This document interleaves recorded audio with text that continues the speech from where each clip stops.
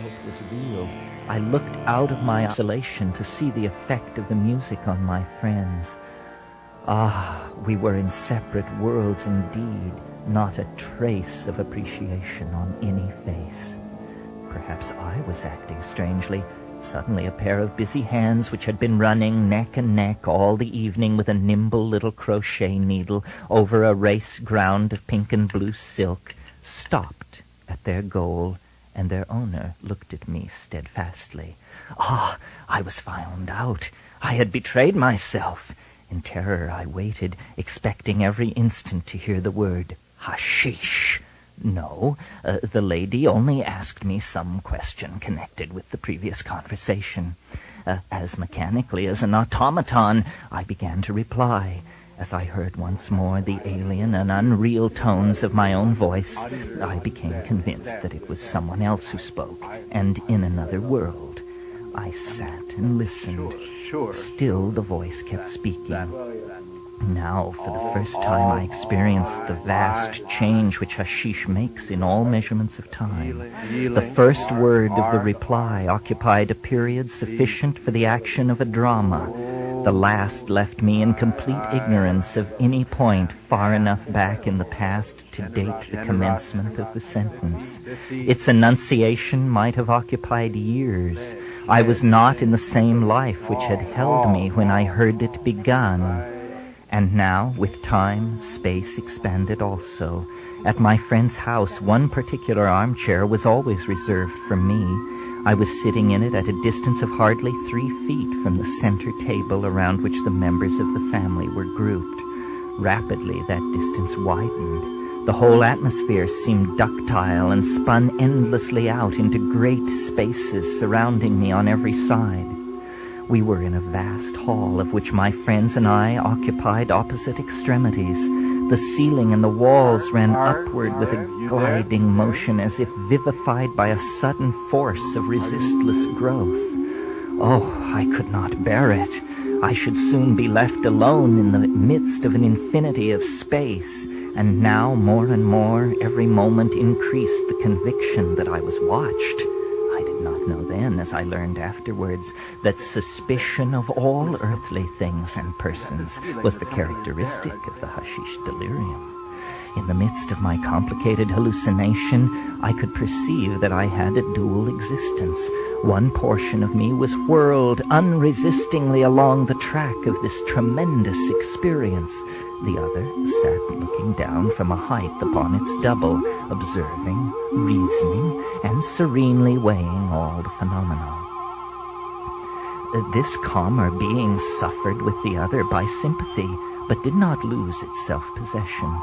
Presently it warned me that I must go home, lest the growing effect of the hashish should incite me to some act which might frighten my friends. I acknowledged the force of this remark very much as if it had been made by another person, and rose to take my leave. I advanced toward the center table. With every step its distance increased. I nerved myself as for a long pedestrian journey. Still the lights, the faces, the furniture receded. At last, almost unconsciously, I reached them. It would be tedious to attempt to convey the idea of the time which my leave-taking consumed, and the attempt, at least with all minds that have not passed through the same experience, it would be as impossible as tedious. At last, however, I was in the street. Beyond me the view stretched endlessly away. It was an unconverging vista whose nearest lamps seemed separated from me by leagues.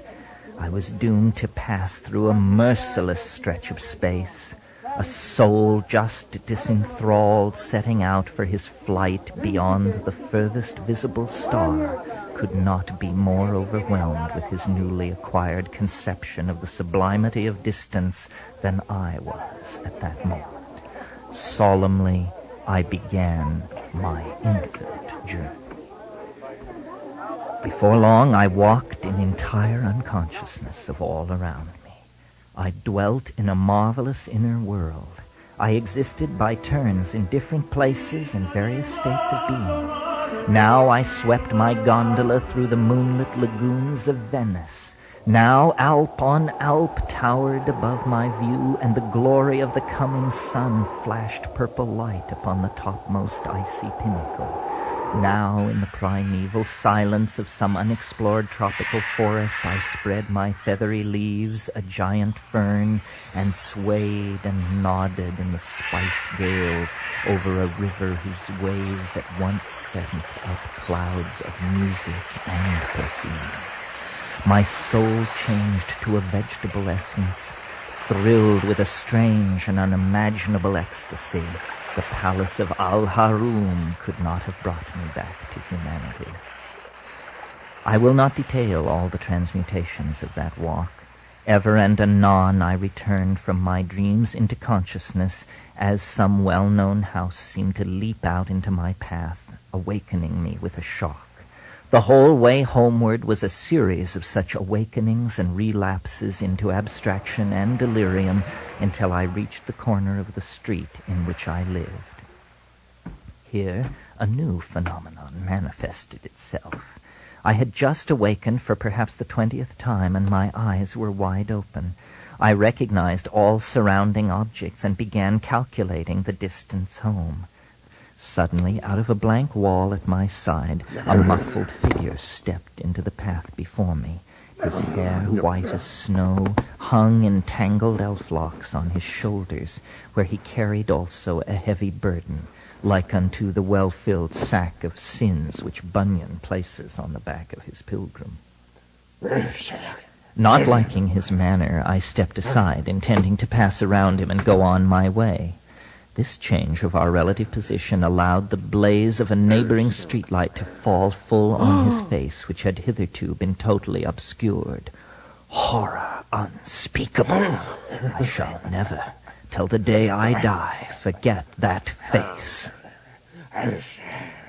Every lineament was stamped with the records of a life black with damning crime. It glared upon me with a ferocious wickedness and a stony despair which only he may feel who is entering on the retribution of the unpardonable sin.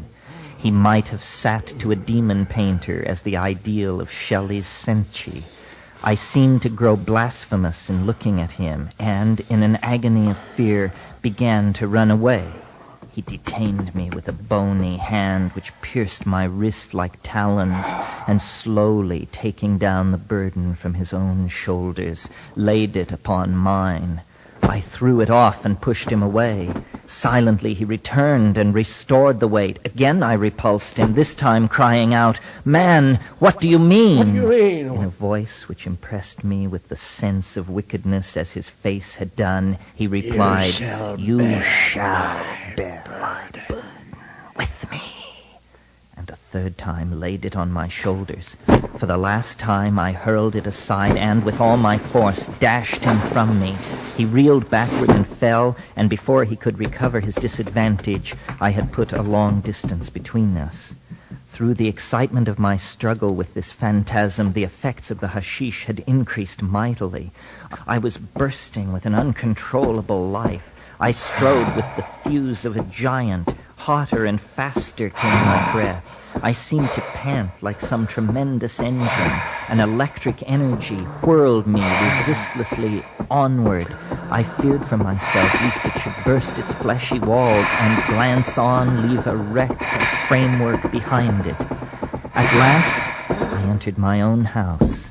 During my absence, a family connection had arrived from abroad and stood ready to receive my greeting. Partly restored to consciousness by the naturalness of home faces and the powerful light of a chandelier which shed its blaze through the room, I saw the necessity of vigilance against betraying my condition, and, with an intense effort suppressing all I felt, I approached my friend and said all that is usual on such occasions. Yet, recent as I was from my conflict with the supernatural, I cast a stealthy look about me that I might learn from the faces of others if, after all, I was shaking hands with a phantom and making inquiries about the health of a family of hallucinations.